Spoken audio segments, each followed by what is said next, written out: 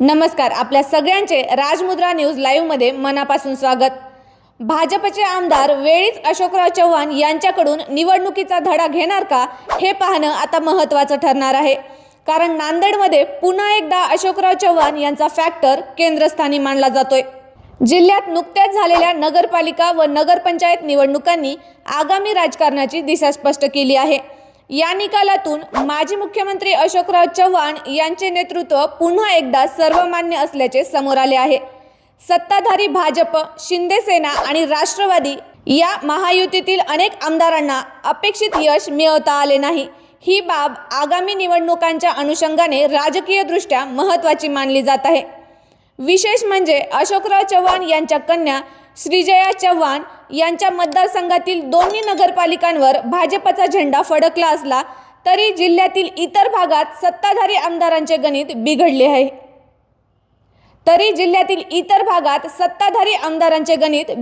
आहे।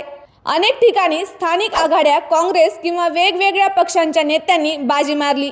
त्यामुळे येणाऱ्या महापालिका, जिल्हा परिषद आणि पंचायत समिती निवडणुकांमध्ये विद्यमान आमदारांना आपले वर्चस्व पुन्हा सिद्ध करण्याचे मोठे आव्हान उभे राहिले आहे। राजकीय अभ्यासकांच्या मते नगरपालिका निवडणुकांमध्ये भाजप आमदारांनी अशोकराव चव्हाण यांना डावलून आखलेले नियोजन अपयशाचे कारण ठरले आहे। 2009 मध्ये मुख्यमंत्री असताना अशोकराव चव्हाण यांनी जिल्ह्यातील 9 विधानसभा मतदारसंघांवर आघाडीचा झेंडा फडकवला होता।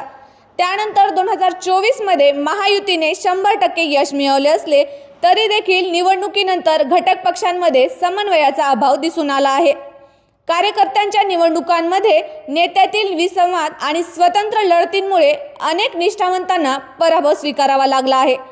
या पार्श्वभूमीवर भाजपने नांदेड महापालिका निवडणुकीची प्रमुख जबाबदारी पुन्हा एकदा अशोकराव चव्हाण यांच्याकडे सोपवली आहे। खासदार डॉक्टर अजित गोपछडे यांची सहप्रभारी म्हणून नियुक्ती करत जुने नवे वाद आणि इच्छुकांच्या तक्रारींवर पडदा टाकण्याचा प्रयत्न करण्यात आला आहे। हे पाऊलच पक्षाला अशोकरावांच्या अनुभवाची आणि सर्वसमावेशक नेतृत्वाची गरज असल्याचे अधोरेखित करते। पालिका निकालांकडे पाहिले तर बिलोली, धर्माबाद येथे मतदारांनी स्थानिक नेतृत्वाला आणि त्यांच्या मागे असलेल्या जिल्ह्याच्या नेतृत्वाला कौल दिला।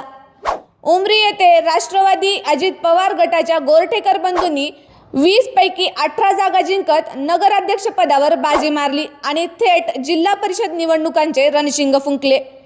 त्यांनी आमदार राजेश पवार यांच्यासह भाजप नेत्यांना उघड आव्हान देखील दिले। मुखेडमध्ये शिंदे सेनेच्या विजया देबडवार यांच्या यशाने आमदार डॉक्टर तुषार राठोड यांच्या पुढे आव्हान उभे राहिले आहे। किनवट, कंधार आणि हिमायतनगर या ठिकाणीही सत्ताधारी आमदारांना आपली छाप पाडता आली नाही। हदगाव, हिमायतनगरमध्ये काँग्रेसच्या यशामुळे आगामी काळात माजी आमदार माधवराव जवळगावकर हे विरोधकांना पुन्हा हात दाखवू शकतात। आगामी जिल्हा परिषद आणि महापालिका निवडणुकांच्या पार्श्वभूमीवर सत्ताधारी आमदारांनी या निकालांचे आत्मचिंतन करणे गरजेचे आहे। विशेषतः भाजप आमदारांनी अशोकराव चव्हाण यांच्याशी समन्वय साधत संघटनात्मक वज्रमूठ बांधली तरच जिल्हा परिषद आणि महापालिकेवर भाजपचा झेंडा फडकणे शक्य होईल। अन्यथा नगरपालिका निवडणुकांनी दिलेला इशारा दुर्लक्षित केल्यास त्याची पुनरावृत्ती मोठ्या निवडणुकात होण्याची शक्यता नाकारता येत नाही। आमदार प्रतापराव चिखलीकर यांचा बालेकिल्ला म्हणून ओळखल्या जाणाऱ्या लोहा पालिकेत त्यांनी भाजपला धोबीपछाड देत आपले नेतृत्व सिद्ध केले। तसेच जिल्ह्यातील 13 पालिकांपैकी 3 पालिकांवर राष्ट्रवादी अजित पवार गटाचा नगराध्यक्ष आणि तब्बल 71 नगरसेवक निवडून आणण्यात यश आले आहे। त्या तुलनेत सत्ताधारी शिंदे सेनेला यश प्राप्त करता आले नाही। तुम्हाला काय वाटतं? मागील अनुभवातून आगामी महापालिका निवडणुकांमध्ये तरी भाजप नेत्याची वज्रमूठ होणार का? आम्हाला कमेंट करून कळवा आणि अशाच नवनवीन अपडेटसाठी चॅनलला सबस्क्राईब नक्की करा। धन्यवाद।